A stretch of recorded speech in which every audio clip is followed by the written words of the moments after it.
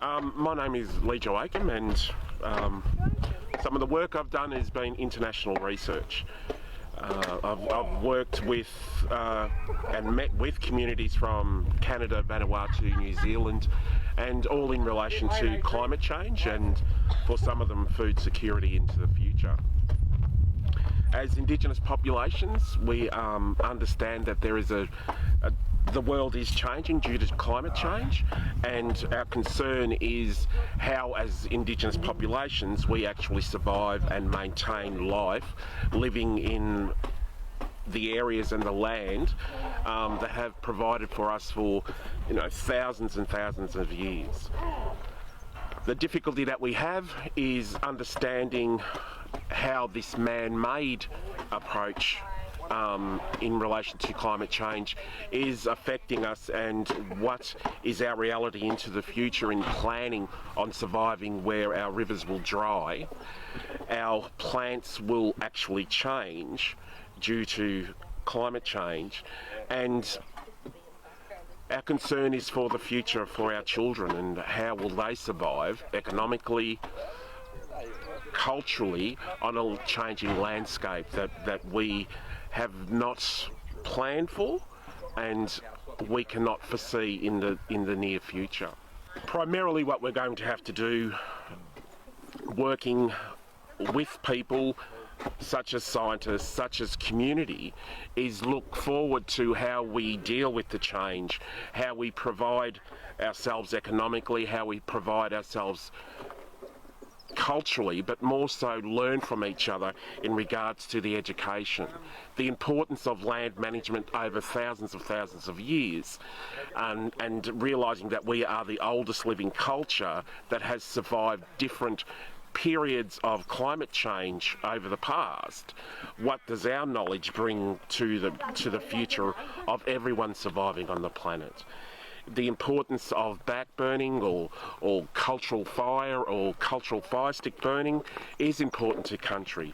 Understanding that those fires that we create are also indicators in regards to the animals and the birds that use smoke and fire as a survival tool as well, to indicate to them that there is plentiful food being created for them into the future and currently when the activity is happening. It is important to understand that the landscape will tell you things. Our epistemology, our history, our stories will indicate to us what our history has been and what our future can be also. It is imperative that we understand that science, technology, engineering and math is what our culture is, and understanding how breeding patterns happen, understanding the formations that have to be created for water to flow from one wetland to the other, and really understanding the language of our country. We understand that the wetlands and the river systems are a representative of our body. We understand wetlands as being the lungs, the kidneys, the liver, the function of your inner self, and the connection to our Mother Earth. And the importance of that is, how do we teach that to a younger generation? How do we teach that to a generation that is currently working the land and are suffering due to climate change, due to the drying of river systems, the mismanagement of river systems? And the most important thing is, how do we cater for our younger generations to ensure that they can live on country, that they can survive on country, and really move forward and look forward to a bright future staying at home. Look, it's to send a message, and the message is pretty clear. It's a message of unity, and the reason that we're here together is to do something really, really simple.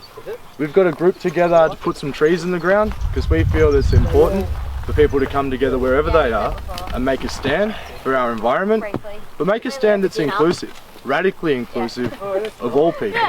So as an organisation, our goal is to go around and to talk to people from all backgrounds. As you can see here today, we're standing on Yorta Yorta land, we're standing on Bangarang land, we're standing in Victoria on Zeerust, in a place that's been managed by a migrant farming family for years, and they've done a phenomenal job. What we need to do is we need to respect the history of what's happened before, and we need to come together as a nation and use the vast resources that we have to be able to build a model for what a better tomorrow looks like. That is one which is sustainable, but more importantly, one that is more desirable than what we have now. And we feel that it is only through people coming together in unity, in solidarity, in the face of what is an existential threat to our way of life, will we be able to proceed with dignity of all people. We envision an Australia that becomes an exporter of quality life. And when we talk about a quality life, what we mean is one with access to food, fresh air, clean water, education, the internet, suffrage with safety, that is to say, a free democracy. So that is what our stand is here for today. That is why we are commencing the project of Save for the Planet. And what we hope is that these trees that you see, an eclectic group of people putting in here today, will become a symbol for unity as they grow through the years. So too may we grow in strength with them. I believe if there was one message that I would like to send out today, that is that this always was and always will be Indigenous land, but all are welcome. That is to say, we are one mob together standing on sacred ground. Thank you.